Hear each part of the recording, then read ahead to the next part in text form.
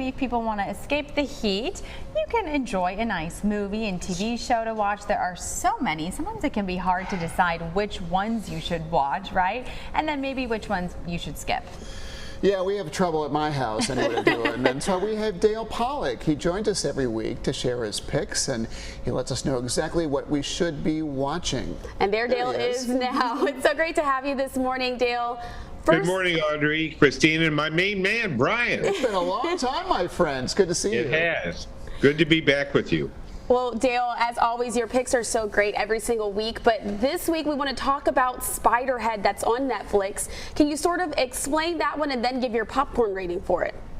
It's an interesting premise for Spiderhead. The idea is that people who go to prison have an option of going through a psychological testing regimen that has been concocted by Chris Hemsworth, who plays the head of this company that is basically inventing how we can dial up our emotions.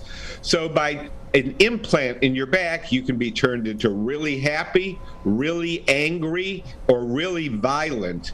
And these experiments constitute the movie.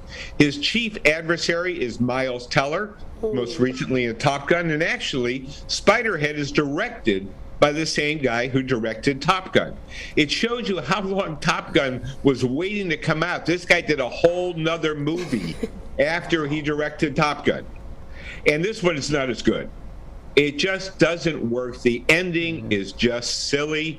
And, you know, give Chris Hemsworth a mallet, make him Thor, but he doesn't work as a corporate executive.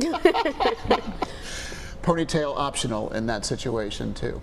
So the popcorn Absolutely. rating is only 3 here? But that's not too 3, bad. because for most of the film, it's gripping. Okay. It's just the ending, they totally lose it. Okay. So 3 out of 4 popcorn. Yes, 3 out of 4. So that's not bad. That's not too, You give it a not too try. shabby, too. All right, Dale, help us out here. There's also a new show on Hulu and FX. It's called The Old Man, and surprisingly enough, it's not about me.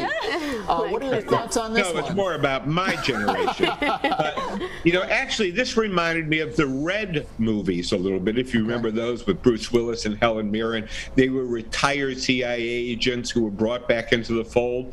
In this case, it's a former CIA agent, Jeff Bridges, who's being pursued by a CIA agent brought out of retirement, John Lithgow. I've only seen the first 2 episodes, but it's very promising. This is Jeff Bridges. If the Big Lebowski became an old man, this is him. And he really works with this character, and John Lithgow is a great adversary. So this series is off to a very strong start. Okay. I think it's going to get more and more viewers as it goes along because it's quality material and quality actors. Okay. Do you have a popcorn rating on that? I have 3 popcorns on that. Not quite all the way there, but a very interesting series that I think is going to develop further. Okay.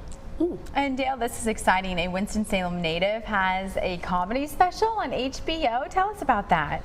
Well, this is Gerard Carmichael, and he had a sitcom a couple of years ago. He grew up in Winston-Salem. His family is still here, and actually his family plays an important part in the special. You know, we call most comedians, when they do a show, we say it's stand-up, but in this case, it's sit-down.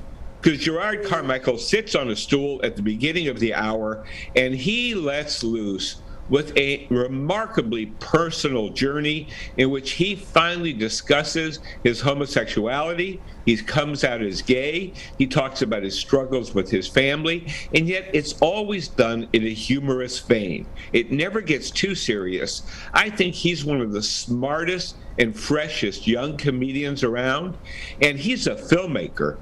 This film was really powerfully done. It was directed by Bo Burnham, who did Inside Out, very good independent filmmaker. And Gerard Carmichael is really beginning a career that's going to be so interesting to watch. I can't think of anybody else who's come out of Winston-Salem into this kind of national spotlight and is so talented and has such a bright future ahead of him.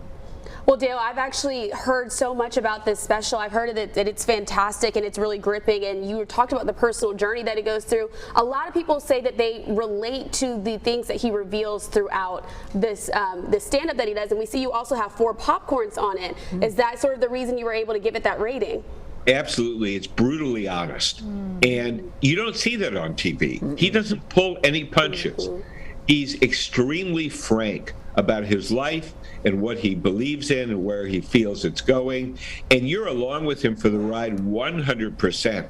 I was just, by the end of the hour, I was kind of blown away.